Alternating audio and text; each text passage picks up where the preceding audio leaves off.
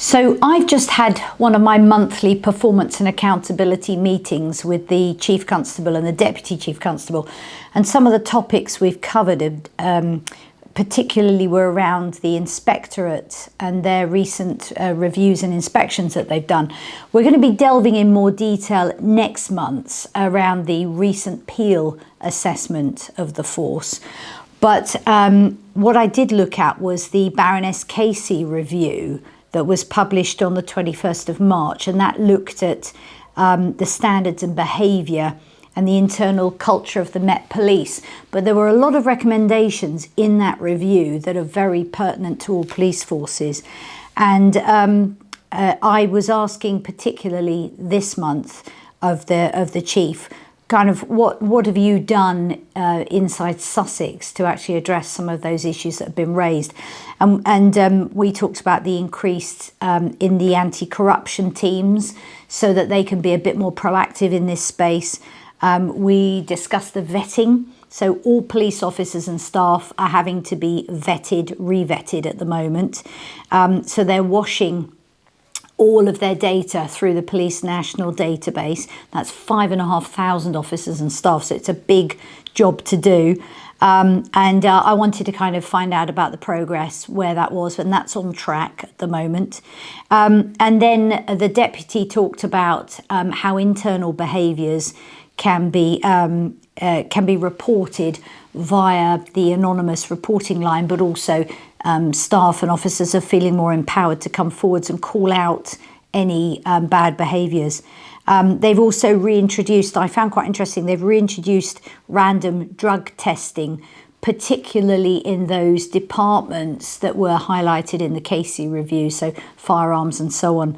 And I said we would revisit this review again when we look at areas that are really pertinent to our specific performance meeting. So next month we're going to be looking at some of the domestic abuse issues on it.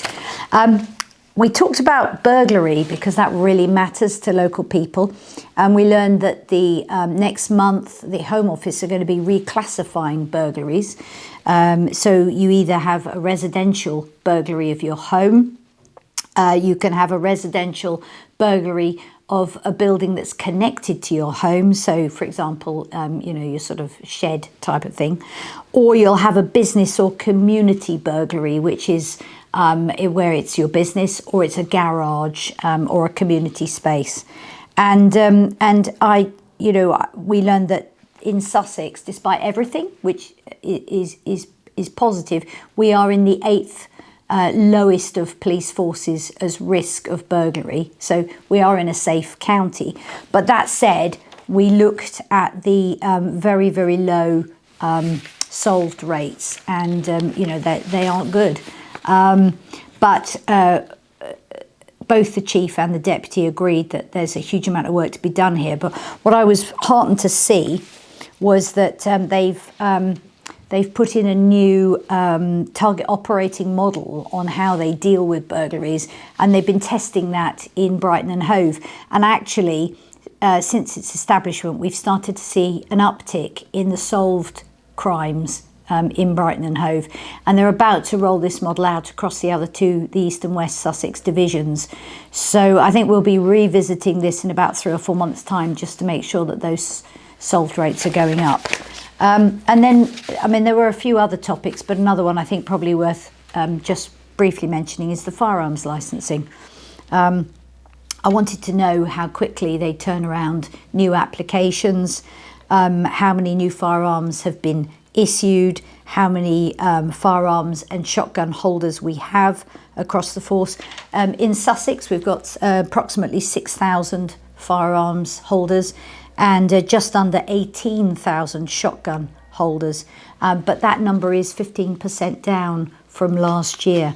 So lots of questions around that as well. So definitely worth watching this month's performance and accountability meeting.